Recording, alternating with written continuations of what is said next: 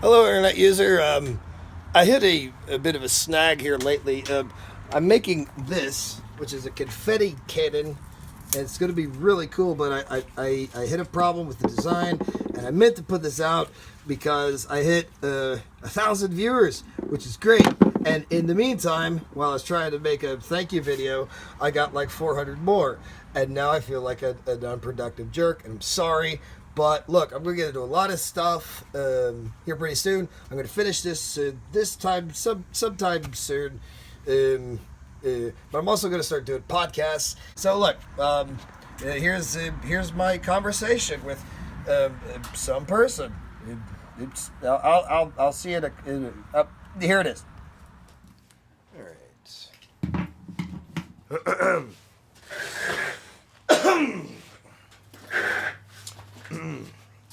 Yeah.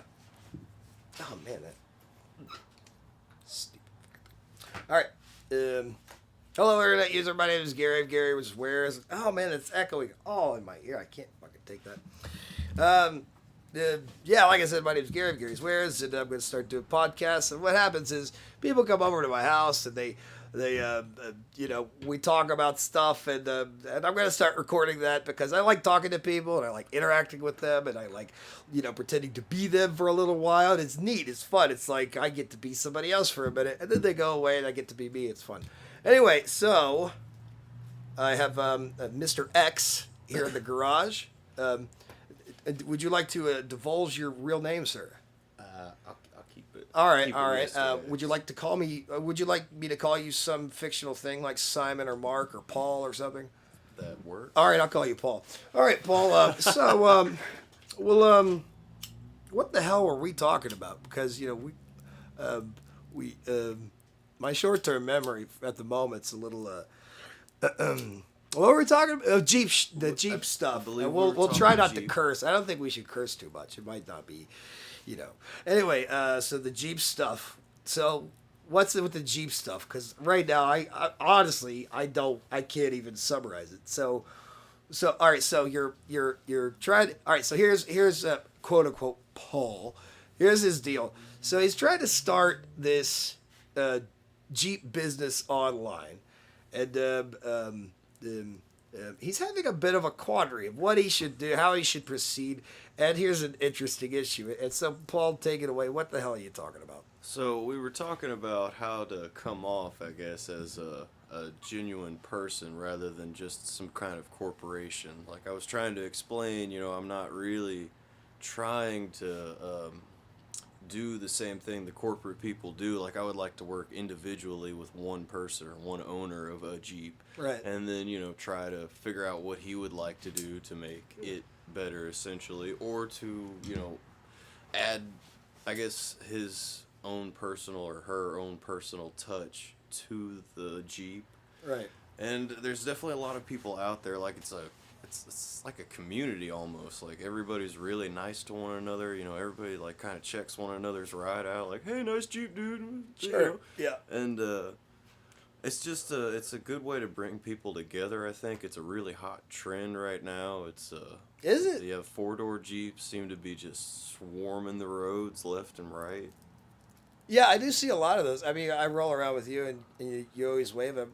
And this is neat. The two-door guys wave, but the four-door guys don't. Yeah, they don't seem to.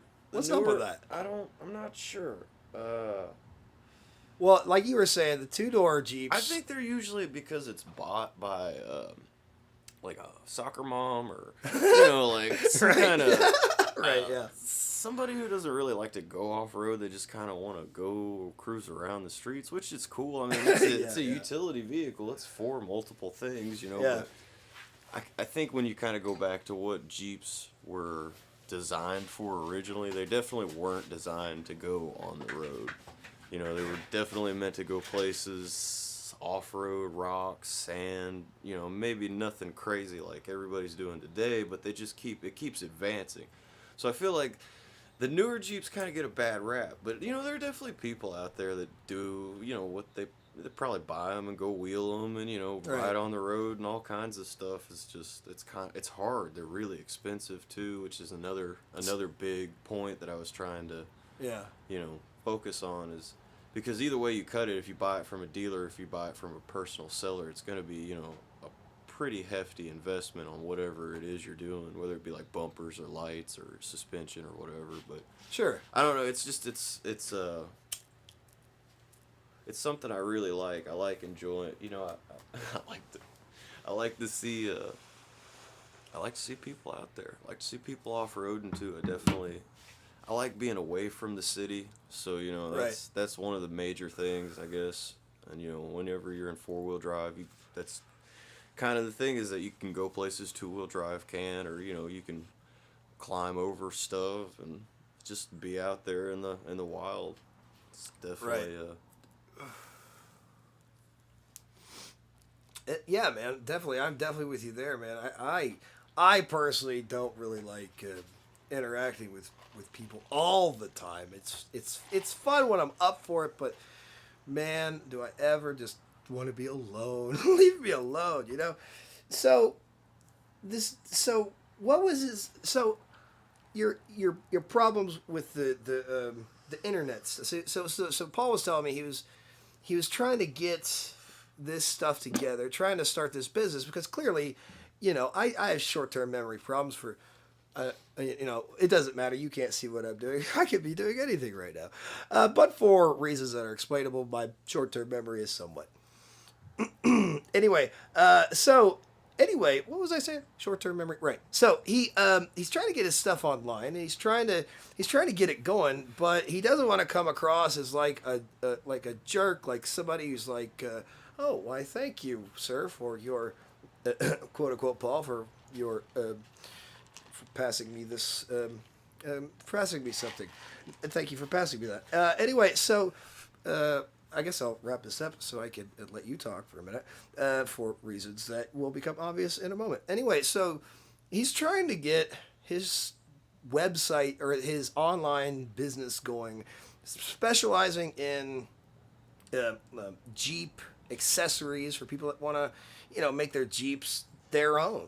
And he was telling me earlier that he's worked for, certain auto parts places, and he has experience with these things, and he knows that they don't really do the job. They're after the dollars, more or less, and they're not so much about customer service and actually interacting with people genuinely. And he was telling me, how do you, he was talking about it, and the issue came up, how do you come across as anyway, that short-term memory. Go ahead, you go ahead. I'll take it from here. I think it was, how do you come across as someone who's genuine, who's not trying to get into your pockets? I mean, that's just it, is that you're going to have to shell out some money regardless of what happens. But, it just depends on what they want to do. Mm-hmm. But when you're competing with a corporation, like, there's already several, spots online that you can get your stuff from, no problem. But I don't know. Man, I can relate with your paranoia. I'm local, and right. That's really, I guess, a major selling point. Of course, you're going to have the internet, but you're going to have to pump out, some serious dollars for marketing. At least, you'll have to get on Google. You'd probably have to, make social media pages and load product descriptions and just my rebrand and lots of. I mean, just my experience with my website, Gary'sWares.com. What was that website one more time? Why? It was Gary'sWares.com, quote unquote, Paul. So anyway, my experience with setting up my website, it's currently not really. It's operational, but it's a little sloppy right now. I've been in the middle of some stuff, but anyway, the learning how to do a website pretty much from scratch is a challenge. It's frustrating. Like when I did it, I kept doing stuff that was like, and I kept having to do stuff like twice. Like I would make a change and it wouldn't go through, and I'd do it again, and it would always be like twice. And I'm like, what's up with the number 2? But I mean, it's hard to get it to, to figure this stuff out, and I certainly don't know how it goes. Yeah, there's definitely a learning curve, I'd say, to running it, for sure. especially keeping it updated, which is a major thing. You know, Yeah. you gotta update your blog. You've got to update your products if you come out with new stuff, and also different descriptions, like, you know, different colors or flavors or whatever it is Right. that you're doing. You know, it's definitely It's hard to know where to go with it. yeah, and I mean it's hard managing it. Shout out to the people that can do it, because that's definitely a feat on its own. Yeah, I mean, since this is my podcast, I guess I'll make it a little about me. I mean, that's kind of like what I've been up against because, you know, where do I've got some success here lately, and where do I go with this? Because I want to do a bunch of different stuff. I mean, I want to do all the things, but how do I go about doing all the things without, you know, freaking out over the number of choices I could possibly, you know, I mean, the internet is vast, as is reality, as is everything else. So, oh shit! I just took this philosophical. I didn't mean to. I didn't mean to do that. But you know, how do you figure these things out? How do you know where to go with a problem? And I was telling you, not to just be like, I don't know, and see you next time. But no, like what I found is you kind of have to reverse engineer the problem, which is to say, you know, because I have a military background, and so, you know, to identify the objective and the manner that you go about getting there, that's what you have to figure out. The objective you'll get there. You just have to figure out, you know, go backwards, reverse engineer it, and like, my brain stopped working. No, just figure out how to get there and how to do it, and you know, like when I make pipes. I mean, a pipe is a very simple kind of thing. It's you know, it's basically just a series of specialized holes. You know, you've got a bowl that has a rounded bottom that connects to a, you know, an air passage, and beyond that, however you want to configure it, that's completely and totally up to you, and such is life, you know, or however you want to put that. You know, it's there's how do you what do you want? What is the problem? You don't know what to do, or you don't know how to present yourself genuinely to people, or you don't know, or maybe it's persuasion. You don't know how to persuade people to get I think it's probably a combination of all of them, really.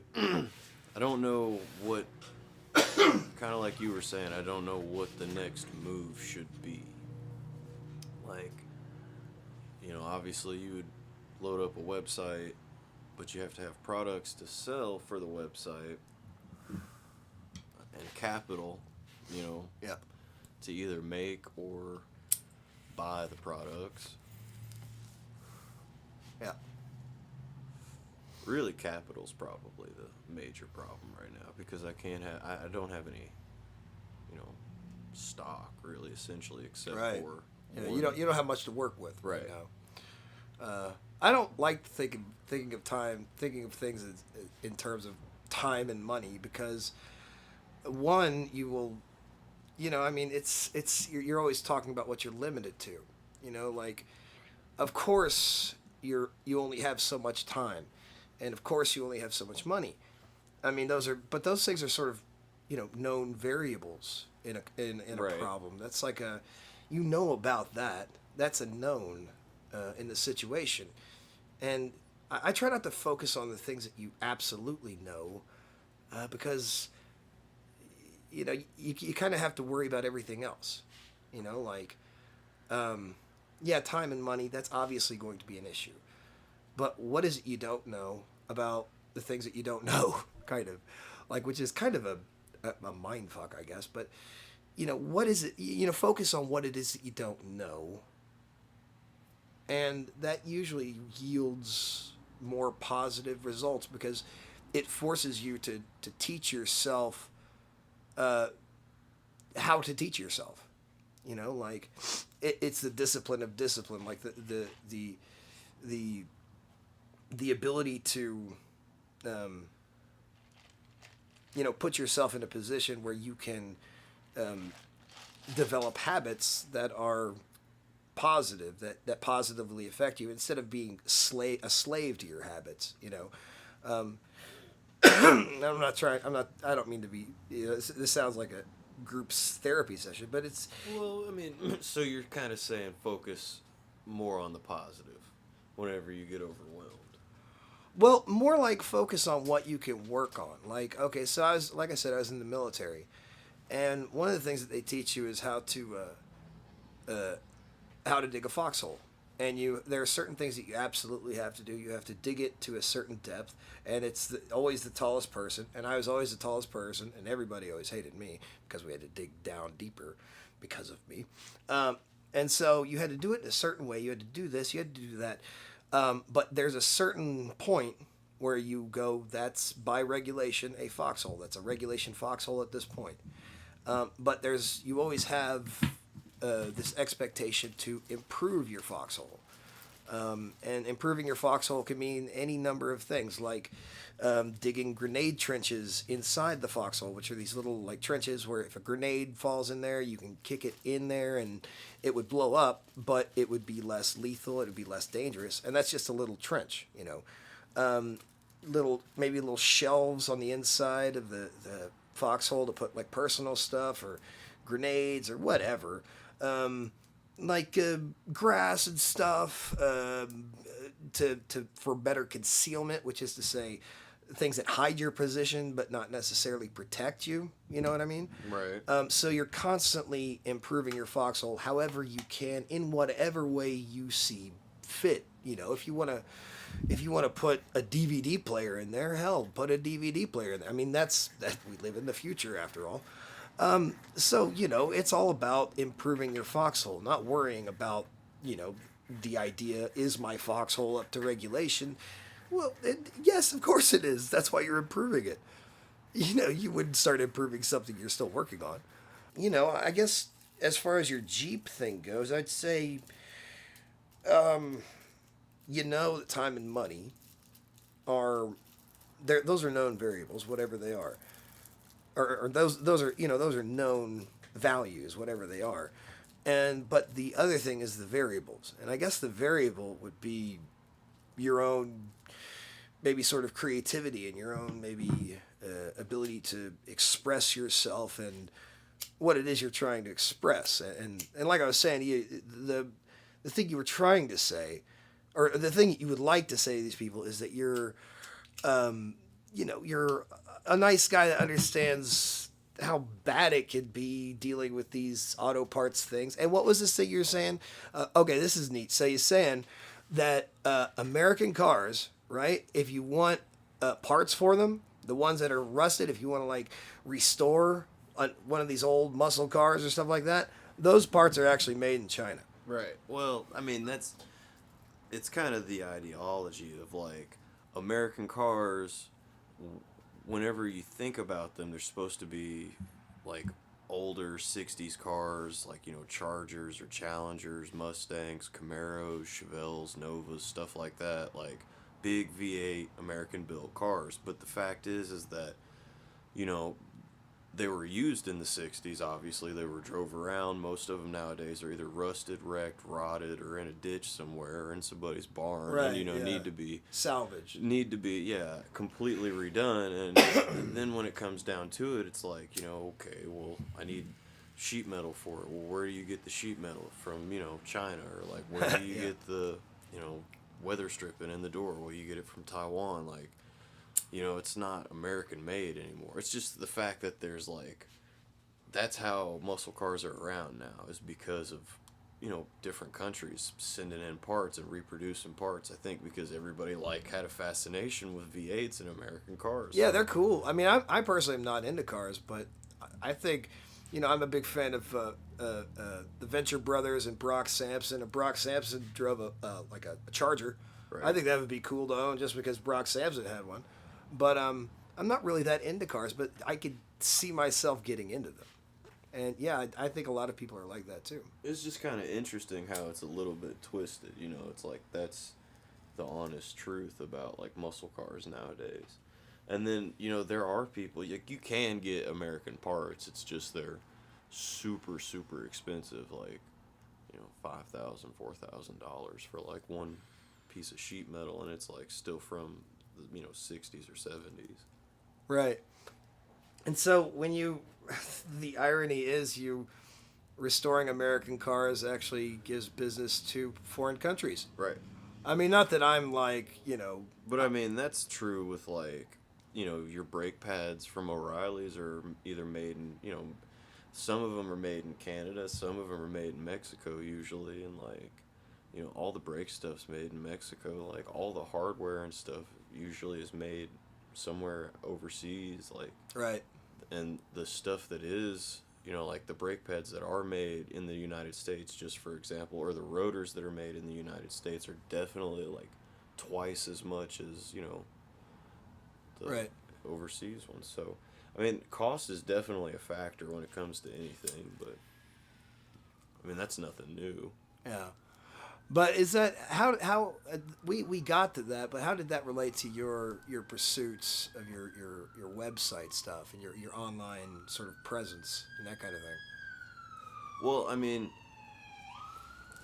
I guess it kind of starts off of what you're trying to sell, and if it is different, I mean, because really technically the only thing I have to sell are the shift knobs. So Right. Yeah. and, I made Paul these stick shift knobs out of skateboards, and he bought them from me, which is great because I really needed the dough.